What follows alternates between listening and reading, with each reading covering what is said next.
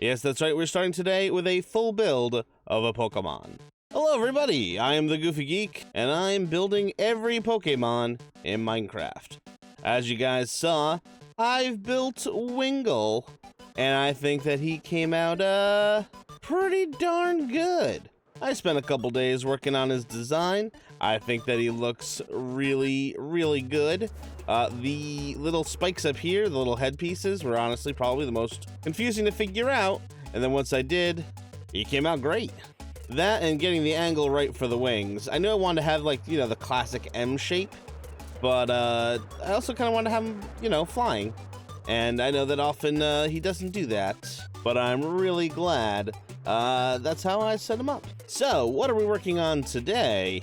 Well, I've got another Pokemon that I want to build, and we got to start work on our super farm.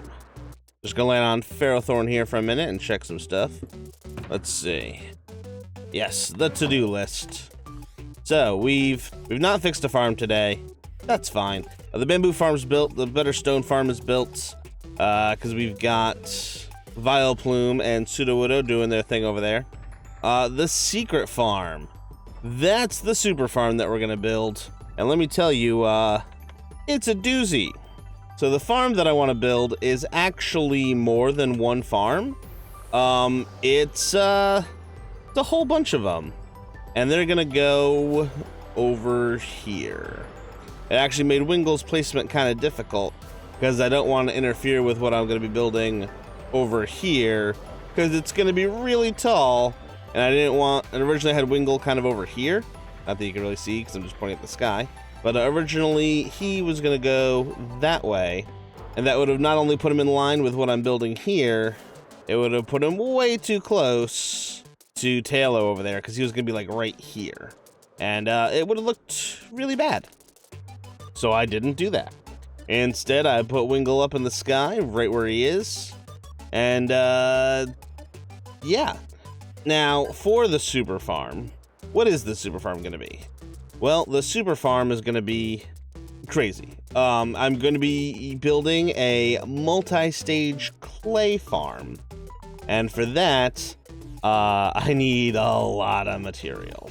So for that, we need to take a look at a list. But instead of my to-do list, we're going to look at this list. So this is Lightmatica, and this is an app that I've been using a lot. It's been very helpful. I have to be careful because time still passes when this is open, and I don't want to get blown up. But yes, Lightmatica. So this here is a list of all the materials that I need to build the farm that I want to build. And yeah, remember when I said 1,000 pistons? I apparently was underestimating how many I was going to need. This is the reason we built all those farms, because if I'm going to have that many, oh my god, I have that many observers, yeah, I definitely need to have good farms. So that's why we have the iron farm, the stone farm, the wood farm. Also, we can make the materials from this. So yeah, it's gonna be a lot. It's gonna be a lot. Why do I need cake? What possible use could I have for cake? And why is there string? I have no idea, but I'm anxious to find out. So let's sleep real quick, and then we're gonna go get all the materials we need. Apparently I can't sleep yet. Are we going to be building that farm today? Absolutely not. That farm is going to definitely take multiple episodes to build, and as a result, we're gonna do that slowly but surely. So top of the list is, oh my god, 9,000 white concrete. So let's go and dig up some sand and gravel.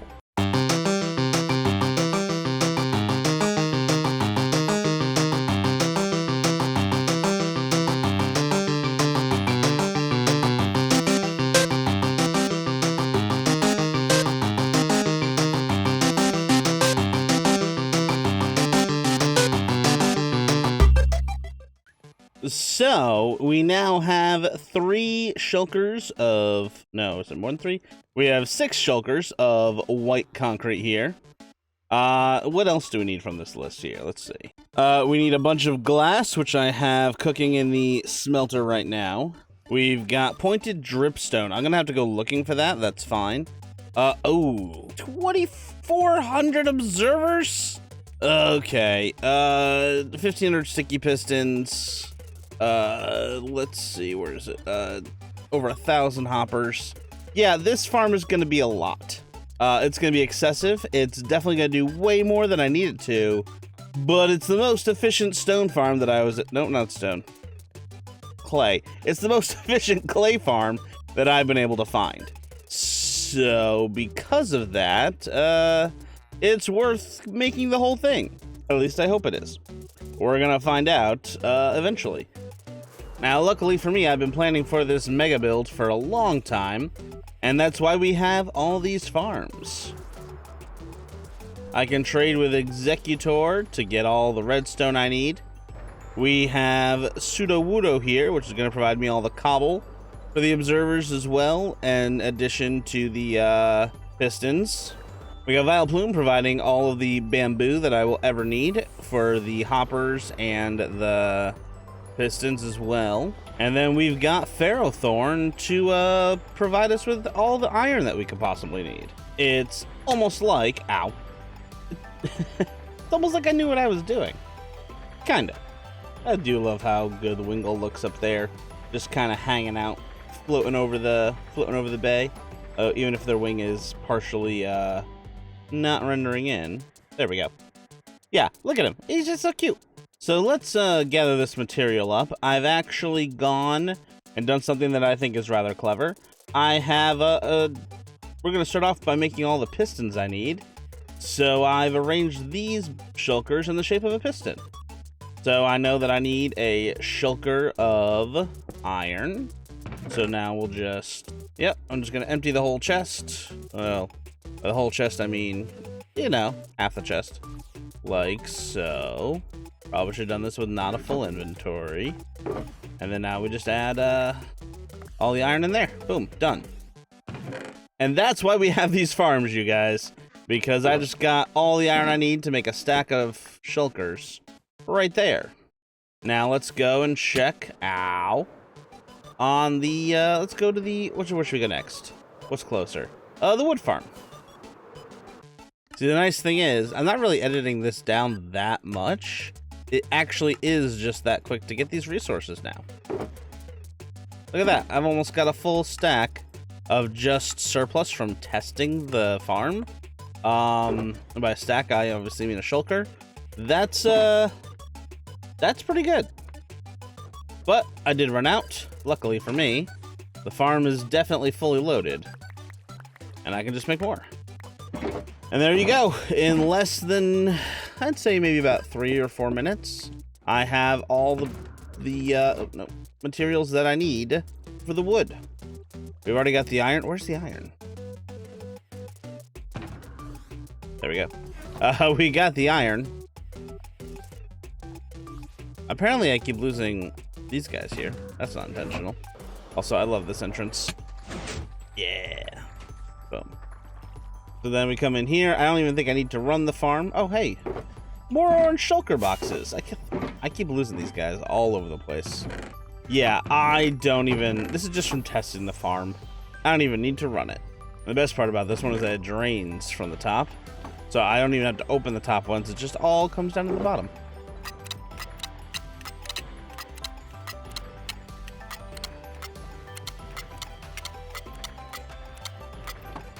So yeah, it's about that quick. It's really just a matter of how fast I can move the materials, not about how fast it takes to grow more new ones. All right. So now that we've visited Pseudo-Wudo, actually, that's everything. Let's go back to the Pokeball. Yes, I know there's trees growing out of my Pokeball. Don't worry about it. I needed some dark oak for the detailing inside Pseudo-Wudo. All right, so now, wow, this is a lot of materials, you guys. Oh boy. Oh, I didn't get any redstone. Redstone, unfortunately, is the only one that I'm not able to show super sped up like I have been, as it's an Executor. And that one requires trading, so I'll be right back. Alright, that took a lot of villager training, but now we have the redstone. It should be relatively easy to get stacks on stacks of pistons. That was very quick. When I run out of wood, okay. And I think that's actually just what I'm gonna do, is I'm gonna build when I run out of a resource. This time it was cobble. Build the inventory with cobble. I think if I just do that the whole way through, it should let me make as many pistons as I can. And there they are, a whole shulker box of pistons. Question is this anywhere near how many pistons I need? It is, actually. Huh. Oh, it's for regular pistons. I now need a shulker box of sticky pistons as well. So I'm going to be at this for a while. I'm not going to make you watch all that, though. I'm just going to jump ahead to having more materials. So that's what I'm going to be doing in the meantime. But yeah, this is a big project. But let me tell you, it's going to be worth it. I hope. All right, let's take a look. All right, so I've been working pretty hard getting everything together. Most of these shulkers in my inventory have things that I'm gonna need for this build. In fact, let me show you the list here. You can see I've got all 9,000 concrete. I've got about a third of the glass. The rest of it's still smelting. Pointed dripstone I'm gonna have to go out and find. I've made half the observers because I definitely lost track of how many observers I was gonna need. Redstone dust is easy. All the pistons are done. Stone, I think it's actually from a stone generator, so I'm not worried about that one. Regular pistons are good. Repeaters, I'm actually waiting on stone. Packed ice, I gotta go find. Composters are easy. Slimes, I gotta do some AFKing. Target blocks, I don't even know how to make. Oh, I need wheat. Oh, it's made out of hay bales. Okay. I definitely don't have hay bales. Iron trap doors are not a problem. Water's not a problem. Honey blocks. I'm gonna have to adjust the honey farm. Oh, that means I have to fix the honey farm. I don't want to fix the honey farm. Comparators were good. Droppers, thank goodness we don't need. Oh, they're the dispensers. Well, that's gonna be a lot. But yeah, as you can see, I've got most of the things, and then we get down to, I have to get 102 obsidian. Great. But yeah, we get down to the things that we only need a couple of, or at least a stack of. So is there a lot more to do? Absolutely. Am I gonna do that all right now? No. Why? Because this episode is almost out of time, and I still wanna make another build. That's right, I'm gonna try to get back to building 2 Pokemon whenever I build one. And you guys have seen me build Wingull so far, who I still think came out really good, although I do want to get rid of that torch if I can. But yeah, Wingull's done, but I have somebody else for this area. Actually, you know what? I think I'm going to use Wingull to store the materials for the mega farm. Why am I going to do that? Because the mega farm is going right over there, and I don't want to keep flying back and forth to the Pokeball. But yeah, I've got all this storage space in here, and I've got all these shulkers to deal with. So this seems like a good place to store them. But, like I said, I do want to build one more Pokemon today. So instead of being over here with Wingull, we're going to dive down into the water and build a Pokemon. Let's go.